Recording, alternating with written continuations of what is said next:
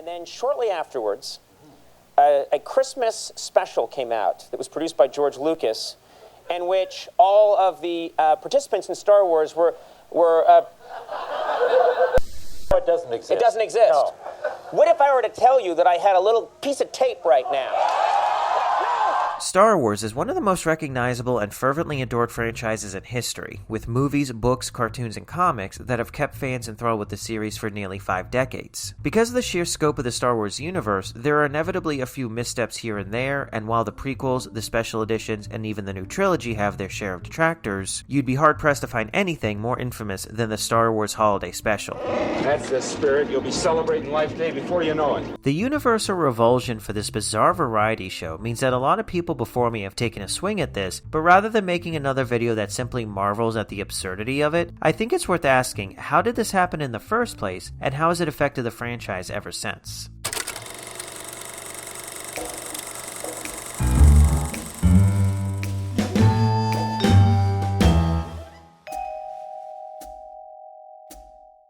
It's hard to imagine now, but no one really expected Star Wars to be a big hit back in 1977. The studio moved its release date around to find an uncontested spot, and the theaters were pretty much forced to take it as part of a package deal with Fox's big movie of the year, The Other Side of Midnight. Self-passion and power. Even George Lucas was skeptical about the film's box office potential and opted to spend the film's opening days in Hawaii instead of dealing with the blowback he assumed was forthcoming. But we all know how the story turned out, and the movie made nearly $200 million at the box office by the end of the year. Needless to say that this little movie that could became a household name and everyone wanted a piece of it. And here's Greedo, Han Solo, and Walrus Man. In the wake of the movie's success, a lot of TV shows did their own parodies of Star Wars, with the cast of the movie making cameos here and there. So making a Star Wars-specific television special, one that coincided with the holiday season and the subsequent bump in toy sales, seemed like a natural fit. And unlike the other TV appearances where you may get 1 or 2 cast members but are left with a weird-sounding Darth Vader, You intergalactic fool! You'll never get them back that way! This would be something made with the full support of Lucasfilm and their authentic resources. A deal was struck between CBS and George Lucas, but from there things get rather muddled as everyone has their own view on what happened and why the special turned out the way it did. All accounts I've seen indicate that the original idea came from Lucas himself, who wanted to make a movie about the Wookiees, but beyond this initial concept and providing props and actors for the special, it seems that most of the writing and the overall vision came from CBS and the TV creatives they hired, which include writer Bruce Vilanch as well as director Steve Binder, both of whom have been open about its production in the years since. Bruce Vilanch is one of the most decorated writers in Hollywood whose work spans 5 decades, and credits include The Donnie and Marie Show, Hollywood Squares, and the Oscars, and his telling of the story portrays a hectic but mostly mundane production given the state of the entertainment industry at the time. First of all, it was the 70s, so we were on everything really but skateboards. I mean, we could have been if we'd had any balance left from all the weed we smoked. But I mean, if we thought that 40 years later we'd be talking about it, we would have paid closer attention. I mean, it was in the world of television, it was not unusual to do something insane just to get the audience's attention. You know, Wayne Newton at SeaWorld. I mean... Did you write Wayne Newton at SeaWorld? I did. Yeah. Oh, jeez. Director Steve Binder is also a very accomplished name in Hollywood, as he worked on several celebrity specials throughout the 70s and beyond, though he's probably most famous for directing the 1968 Elvis special that was a significant turning point in Presley's career, and Binder's contribution to Elvis's story was notable enough that he was included in Baz Luhrmann's recent biopic of the iconic singer. The first time I met Elvis, he said, "What do you think of my career?" And I said, "I think it's in the toilet." And at first it was a shock reaction, and then he burst out laughing, saying, "Finally, I'm meeting somebody who's really talking to me and telling me the truth." What do you boys think my career is at right now?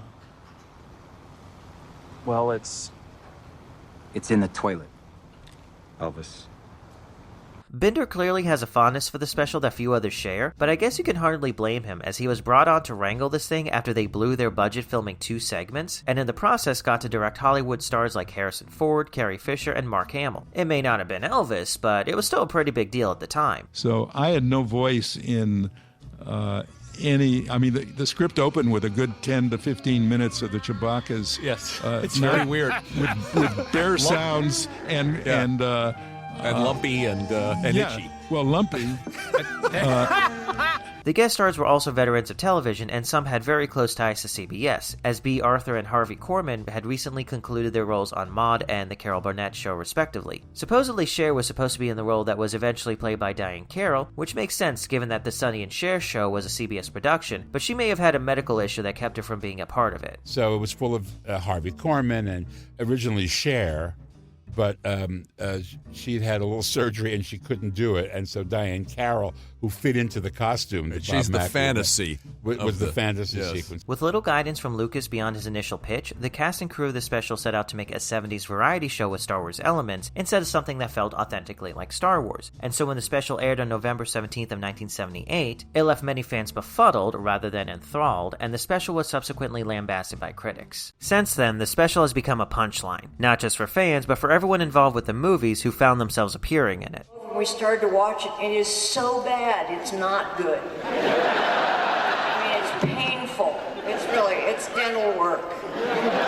Lucas himself has said that it wasn't the smartest thing to do to let variety TV guys use their characters and props to make the special, and after its initial airing and a few international broadcasts, the special was shelved by CBS where it remained even after Lucasfilm acquired the rights to it in the late 80s, never officially releasing it in any format. Still, copies of it have been floating around fan circles for decades, and it has become something of a rite of passage in the Star Wars fandom, with references to it popping up here and there in pop culture. However, the real legacy of the special begins sometime in the mid-2000s as the internet gave fans a new avenue to share it around, and the nascent genre of angry internet criticism saw it as a ripe target for videos and mockery. To this day, you will still find people talking about this special and its bizarre place in the Star Wars canon, which certainly points to something that's worth taking note of in this strange little slice of sci-fi history, and perhaps we should look a little further into that.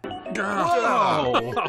Well, it was inevitable. Someday I knew the moment would come when I'd have to gouge my own eyes out. With such a strong reaction against the special when it first came out and the subsequent infamy it attained in the internet age, the actual content of the show itself can get lost in the shuffle, and while I won't go so far as to say that it's good, I think there's a lot of interesting ideas in this, and I find it fascinating to see the interplay between the timeless aesthetic of Star Wars and the undeniable pop cheesiness of the 70s. For what it's worth, I think the highlights of the special are the actors they got to fill out the non-Star Wars cast. Art Carney throws himself into the special with a genuinely charismatic and heartfelt performance that would honestly fit in a proper Star Wars movie, and B. Arthur is a true professional who steals the show with her Mos Eisley Cantina segment that perhaps would have been a much better framing device than the one that we're stuck with. Harvey Korman's segments lean very heavily into absurd comedy, which makes them rather ripe targets for mockery, but he delivers on his segments with gusto, and I'd argue that the Chef Gourmanda segment is the best thing in the entire special. There were even a few moments with Lumpy that I thought were well executed, especially once the Empire goons trash his house and he has to find a way to get them out. Still, it never really finds the right pacing, and the Wookiee scenes just feel like padding for the most part, with the big movie star cameos being uniformly terrible, especially compared to the TV actors who are clearly more invested in this. And may the Force be with you. Diane Carroll, though, I have no explanation for her segment. How any of that ended up in this is completely baffling. Oh, we are excited, aren't we? In all honesty, it's just not that different from any other variety show special that was made in the 70s, but its continued relevance due to its association with Star Wars has put it under a microscope for a completely different audience. The people of 1978 who wanted more Star Wars didn't get that here, and instead were left with something that more resembled what their parents would have been watching instead. That said, the whole selling point of the special is that it wasn't just a cheap skit on a different show. This was meant to be a genuine extension of the series, whether the network realized it or not, and so it's hardly a surprise that its infamy has endured for so long.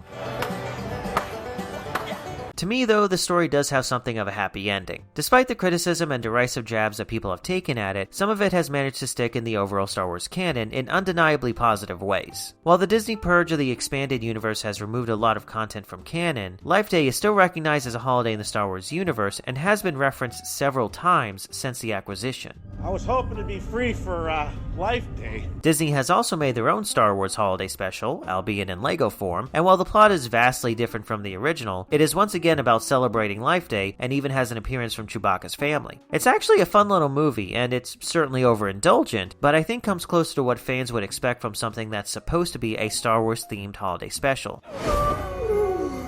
It's a light! Life Day miracle! Oh, that's it. That's it from now on. No more Darkseid! Perhaps the most interesting development has been a noticeable swing towards celebrating the Star Wars Holiday Special and all its faults rather than deriding it. Particularly at Disney Parks' Star Wars Land, Galaxy's Edge, which has been a gathering place for fans to celebrate Life Day in their best Holiday Special cosplays. That's excellent. Celebrate a day of peace, a day of harmony.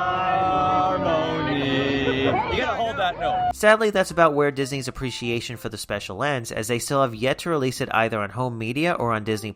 And to date, the only segment of the holiday special that has been officially released by Disney is the animated segment, Story of the Faithful Wookiee, which was first released on the Complete Star Wars Saga Blu-ray and eventually found its way to Disney Plus in 2021. Other than that, you'll need to look for unofficial uploads to YouTube and other sources if you wish to see the special.